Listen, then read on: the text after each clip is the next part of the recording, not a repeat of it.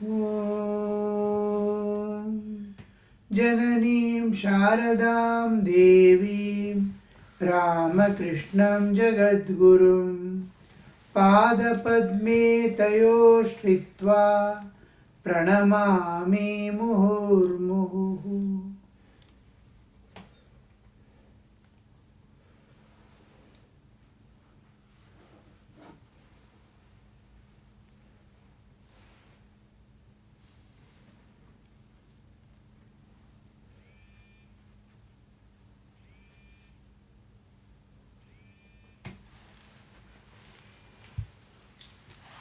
Sri Ramakrishna sang in ecstasy.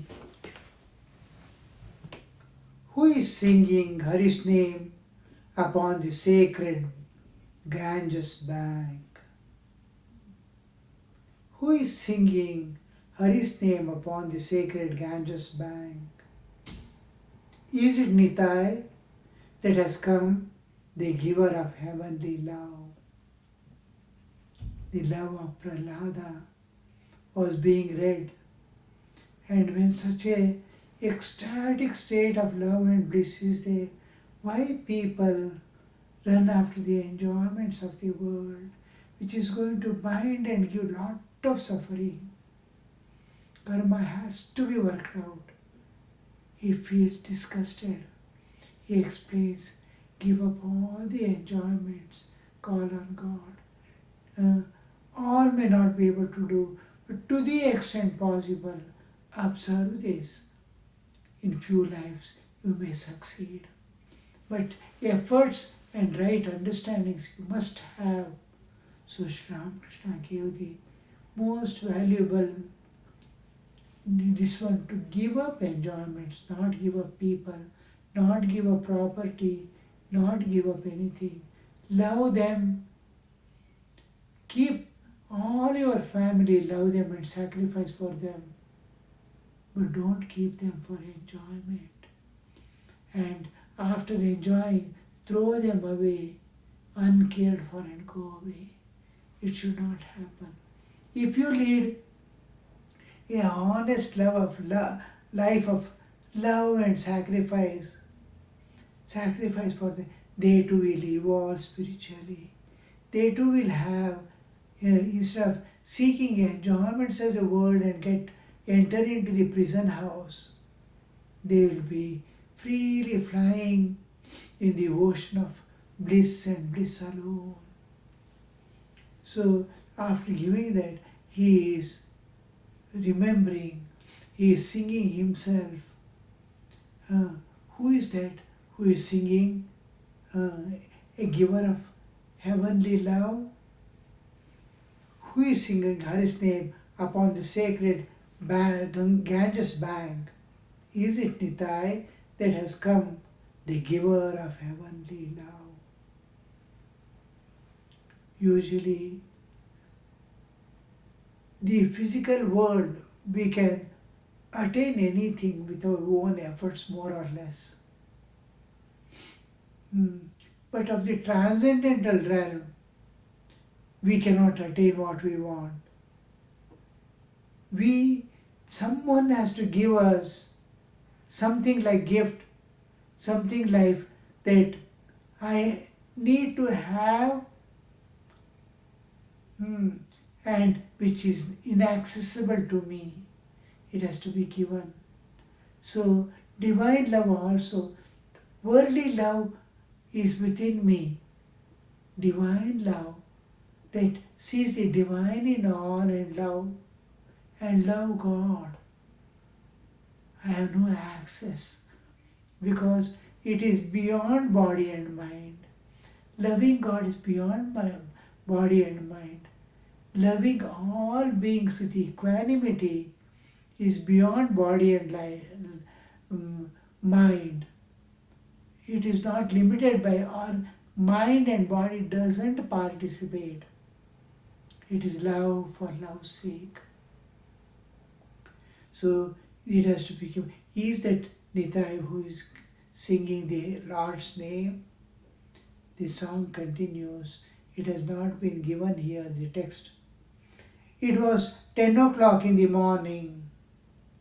Ramlal had finished the daily worship in the Kali temple. Formerly, once upon a time, Sri Ramakrishna came there as a to worship Devi, Mother Kali, invoke her, make her play there, live there, dwell there, and bless all those who come. He was the inviter, invoker, and one who made the Divine Mother an accessible entity for all people. So now his part is over. Now maintenance part has to go on. The worship of Mother has to go on every day, because that is a prayer that the one who invokes offers after invoking. Avahana. Avahana is invitation. Avahana is invocation, invoking God. So after that, daily worship goes on. Most important part is invocation of the Mother. After that, daily worship, maintenance alone. It's like buying a vehicle after small maintenance alone. The master, Ramlal had finished the daily worship in the Kali temple. The master went to the temple accompanied by him. Entering the shrine, the master sat before the image.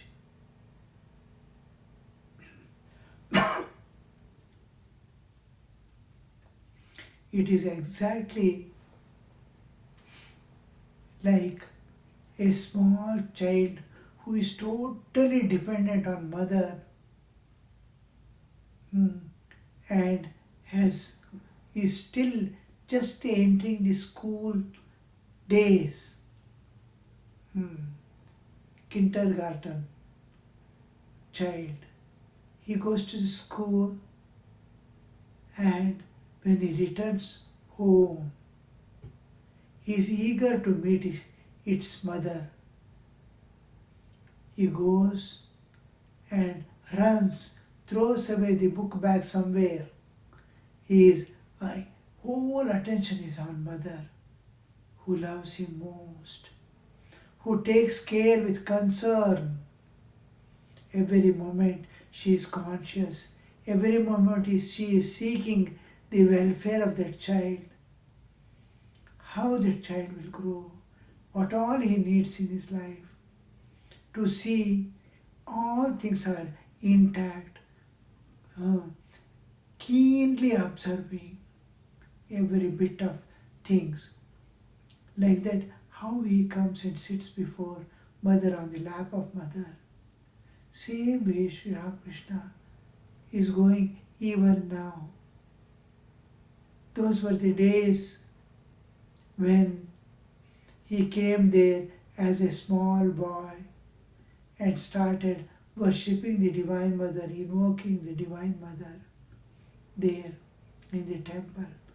How much he wept, how much he cried, how much he struggled to see the Divine Mother there in that last she had to yield to his demands and present herself totally. Take my child, I am here. Look at me. I will be with you forever. So to that extent, Sri Ramakrishna has done and made the Divine Mother. Now he is going with the same attitude and sitting in the temple now at the ending phase of his life. That is it is 1883 now. Just another 2-3 years left for him to vacate this world, end the Leela. Now also, as a small child, small boy who came and invoked mother and made her presence available to all, Now he is sitting in the same way as he was sitting. The master went, accompanied by him. Entering the shrine, the master sat before the image. He offered a flower or two at the feet of Divine Mother.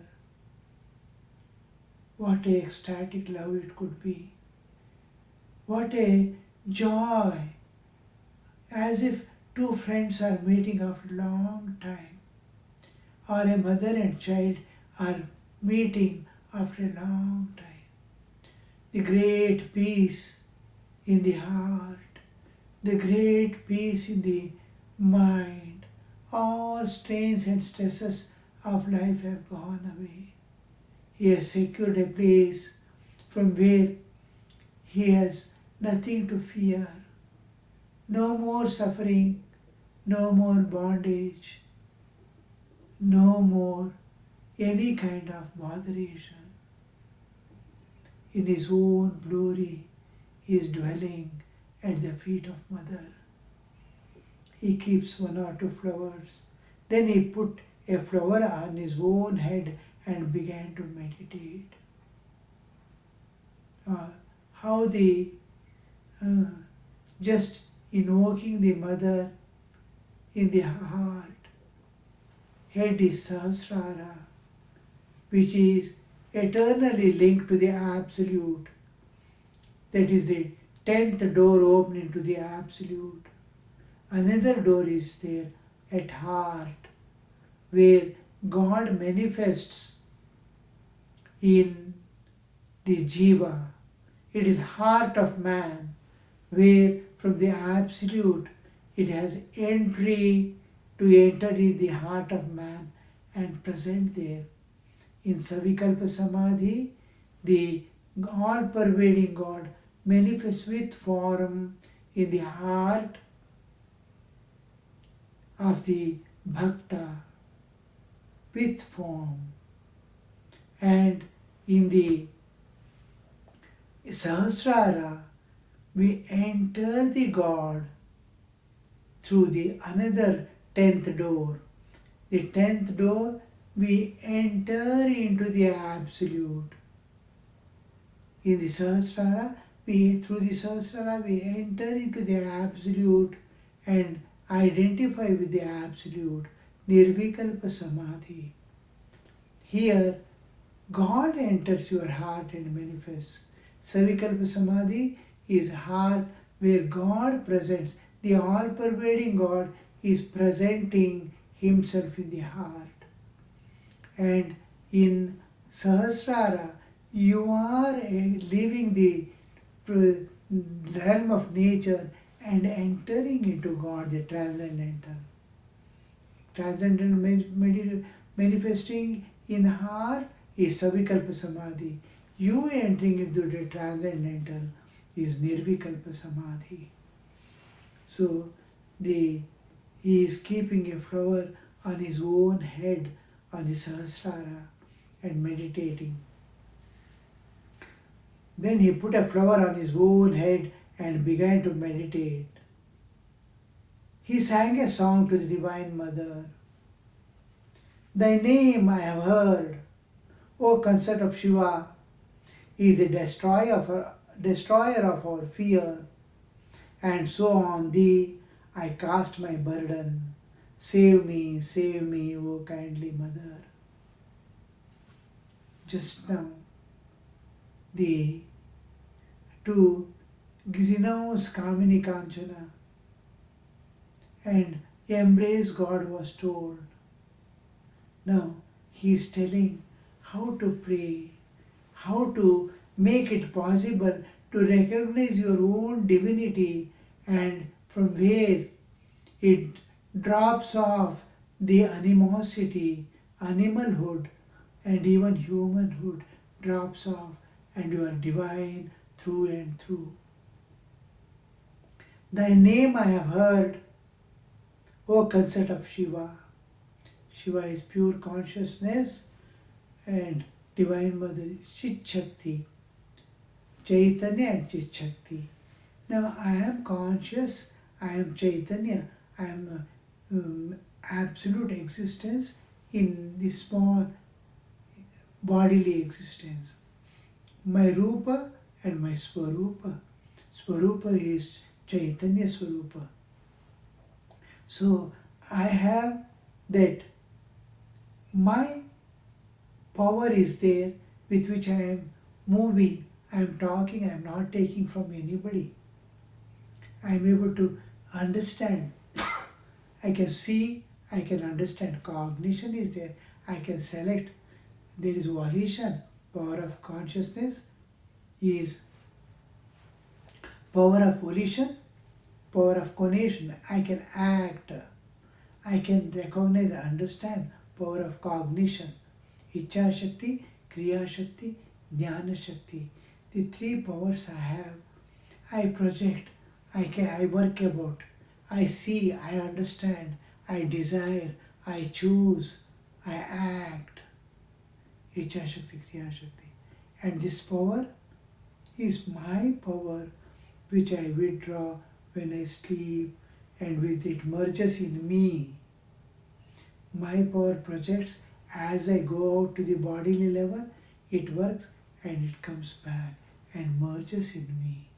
This where my power merges in me is Shiva, from where the power again manifests out to act. So when we say Shiva is the universal consciousness and universal power which manifests as universe and governs the universe also, is the Divine Mother. So this Thy name I have heard, O concept of Shiva, that is the power of the consciousness at cosmic level which works here to save every jiva, to keep the order of the universe. There are three orders, the karma, chakra, which is the jiva. Jiva is the order of jiva. Individual order is karma. Social order is dharma. Cosmic order is rhythm. Rhythm is cosmic order. Dharma is social order. Individual order is karma. All these orders are maintained by Divine Mother. So she is maintaining whole thing and looking after every jiva, what it wants at what time. So now if I pray, release me from all bondages. So taking refuge in her, she releases, because all powers are within and the plan of nature is the evolution of jiva. Surrender or giving oneself to God is releasing our hold on the nature, nature's hold on us. I have to release and give myself to Divine Mother. Thy name, I have heard, O concept of Shiva, is the destroyer of fear. And so on, thee I cast my burden. I have heard that you can solve all problems of human beings and all beings. I offer myself at your feet. Release me from all the bonds and suffering and fear and anxiety. And so on. Thee I cast my burden. Save me, O kindly Mother. How to come out of kama and krodha, lobha, moha, all these are there within. And how to get rid of Shri Krishna. There he told, give up Kamini Kanchana. He's telling how difficult it is and what the mother alone can do. Surrender to her, she will remove. Thy name I have heard, O concept of Shiva, is the destroyer of all our fear. And so on. And thee I cast my burden. Save me, O Mother. This save me, O Mother, is the only ashraya for the jiva. Gatistvam, gatistvam. You are the last refuge for me, and I have no other refuge. I cannot transcend by any means. At the same time, life is going away. Time is passing, and death I have to face alone. So this making gatistvam, gatistvam. When you are, I am here in the world from birth to death. You are the ashraya. After I leave my body, you are the ashraya. You are the ashraya at all times. Sri Ramakrishna returned from the Kali temple and sat on the southeast veranda of his room. Southeast veranda room is opposite to Ganga.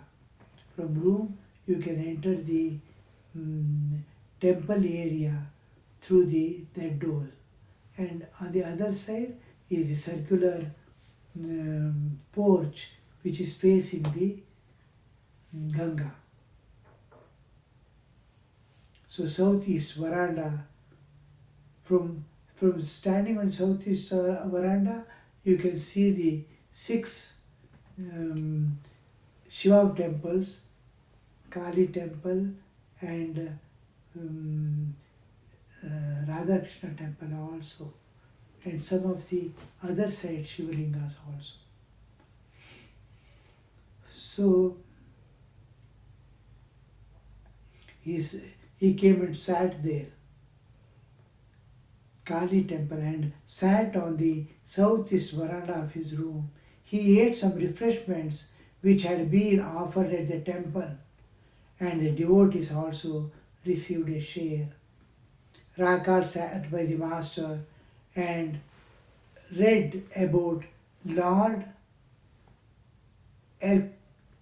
Erskine from the Self-Help by Smiles, an English book.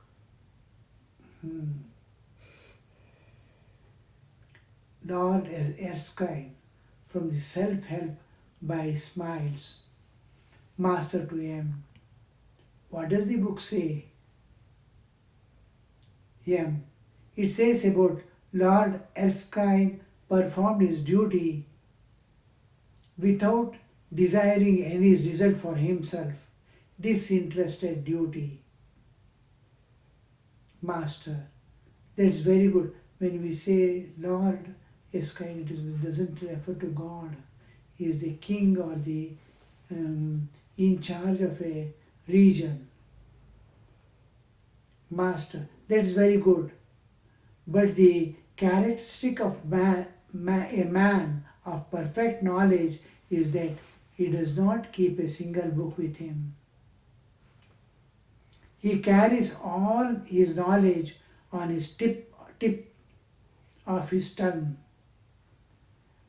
The thing is, once you know a thing, anything regarding that you can know. Now, you go to a house. How the house is built, with what material, why they have done this way, why there is door here, all these explanation you can give. How they have designed a particular area, roads made. How will you develop a thing? Once you see the reason and logic behind that. Similarly, the universe or the transcendental realm has logic and reasoning in a perfectly ordered way. The transcendental may not reveal so much of logic, but when we are landing in the world, we can understand the logic supporting the transcendental. But when you enter into the transcendental, there is no more logic, or just to renounce this and enter into the transcendental, we keep to make mind understand. The buddhi has to be first satisfied, or the ecstatic love of God must make the buddhi visarjana, then it is possible, the giving up, visarjana. So this here, the he doesn't need, he has seen. He has seen God, he has seen the world. As long as we are bodies, there are three ultimate entities. The Jiva, Jagat and Ishvara. He knows what is Jiva, how the bondages come, how they get released. All this is known to him. Jiva. Jagat, what is this universe? How it manifests from the Absolute, how it merges back, everything is known to him. And what is God, the transcendental entity? How does it work?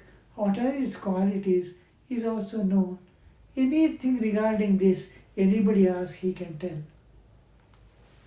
So, Sri Ramakrishna is explaining that a man of perfect knowledge, that is, he intimately knows a thing, is that he does not keep a single book or the words which fail to give the, because of the transcendental.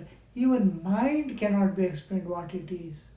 Mind, the only thing they say in psychology is there is no proof of existence of mind except that I have one. So like that we cannot explain because they are not objects of senses. So something vaguely we understand. When we enter, we experience it. So books give a rough indication of the, but one who has realized doesn't need that indication also. Does not keep a single book with him. He carries all his knowledge on the tip of his tongue. There is the instance of Shukadeva. Books, I mean scriptures, contain a mixture of sand and sugar, because words have to be coined to explain what it is. The sadhu takes the sugar, leaving aside the sand. He takes only the essence. Vaishnav Charan, the musician, arrived and sang a few devotional songs. Yam spent the night in Nahabad.